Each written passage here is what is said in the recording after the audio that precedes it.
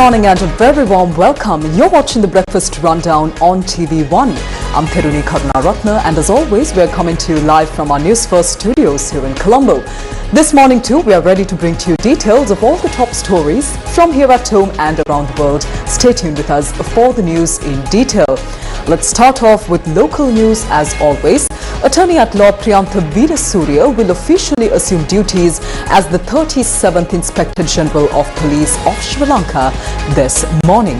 The ceremonial event will take place at the police headquarters in Colombo too, where the new IGP will take over duties in the presence of senior officers and amidst traditional police customs. Police media spokesman, Assistant Superintendent of Police Frederick Wootler says that the new IGP's assumption of duties was marked with customary police honours and the presence of Deputy Inspector Generals and other senior officials of the police. Attorney at Law Priyantha Veerasurya received his official letter of appointment yesterday morning from Presidential Secretary Dr. Nandika Sanath Kumar Nayaka.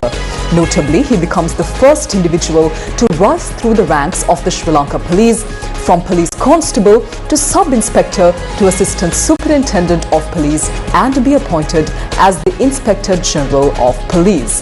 With that, let's move on to some more local news items for this morning.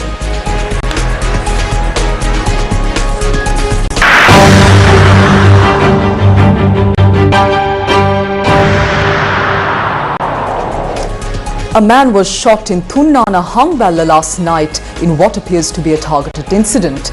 Police media spokesman, Assistant Superintendent of Police Frederick Wootler says that the shooting was carried out by unidentified individuals who arrived on a motorcycle and later fled the scene. Preliminary investigations revealed that the gunmen had arrived searching for the victim's son.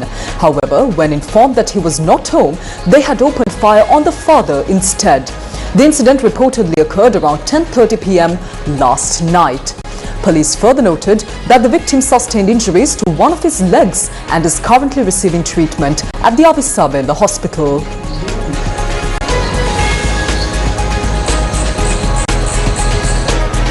Meanwhile, another shooting incident was reported last night in Nathunuyana Meegoda. According to the police, unidentified individuals arrived on a motorcycle and opened fire in front of a house before fleeing the scene.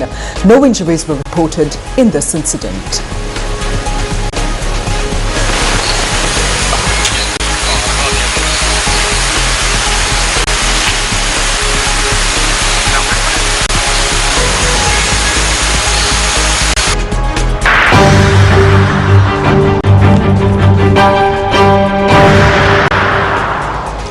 And in more local news, the government has decided to pass several key bills in Parliament ahead of the presentation of the upcoming budget.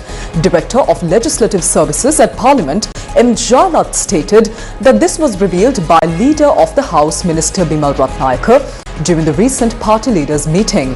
Jalat noted that one of the notable legislative proposals expected to be introduced includes a bill aimed at revoking the privileges granted to former presidents of the country.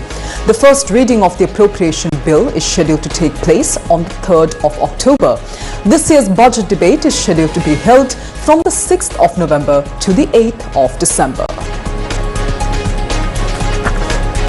Meanwhile, a special emergency insurance scheme titled Sayura is set to be launched today for the benefit of Sri Lanka's fishing community.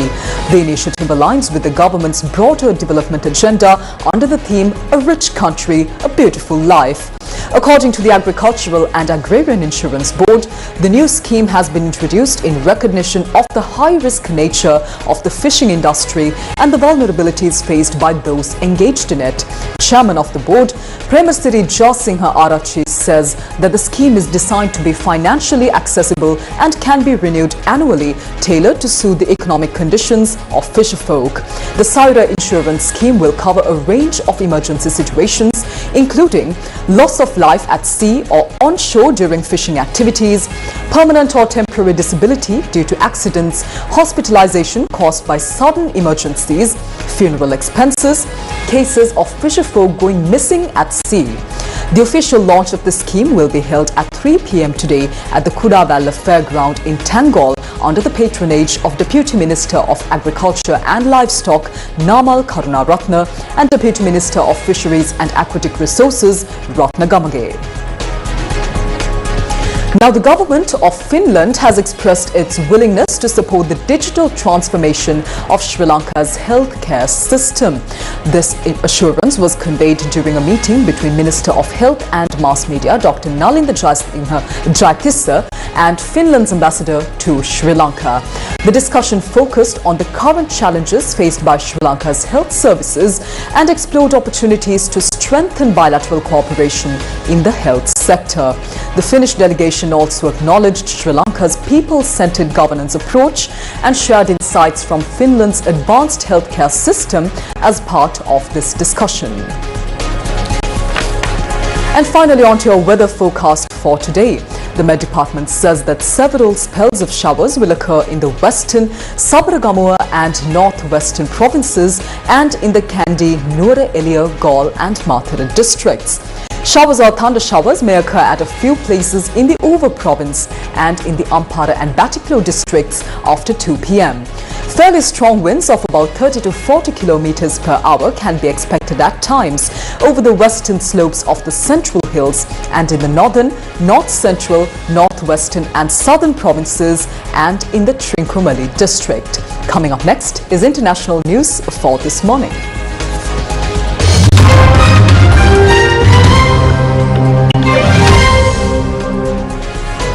Israel's military pounded Gaza City on Wednesday prior to a planned takeover, with another 123 people killed in the last day, according to Gaza's health ministry, while militant group Hamas held further talks with Egyptian mediators.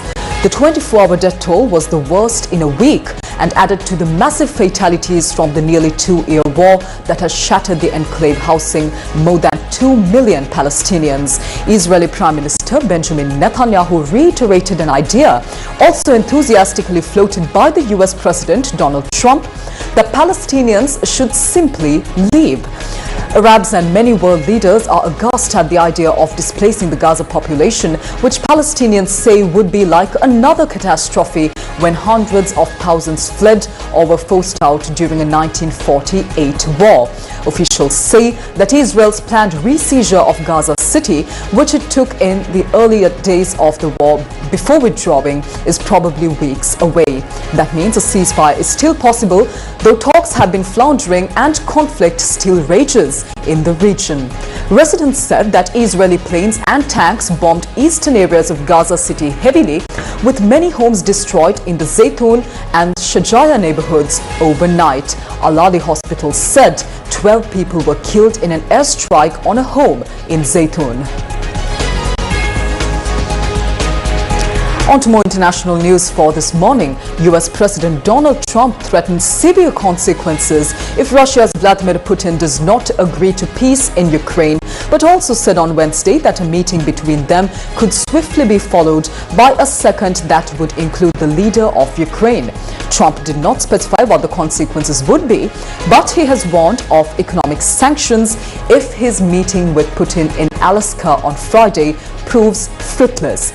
Now, the comments by Trump and the outcome of a virtual conference with Trump, European leaders and Ukrainian President Volodymyr Zelensky held on Wednesday could provide encouragement for Kyiv after fears the Alaska summit could end up selling out Ukraine by carving up its territory. However, Russia is likely to resist Ukraine and Europe's demands strongly, and previously has said its stance has not changed since it was first detailed by Putin in June 2024. Well, that's a wrap of this morning's edition of the Breakfast Rundown on TV1. I'm Therunee Karunaratne. Thank you for joining us today, and do join us tomorrow as well for more of the very latest from here at home and around the world. Take care. Have a wonderful day ahead.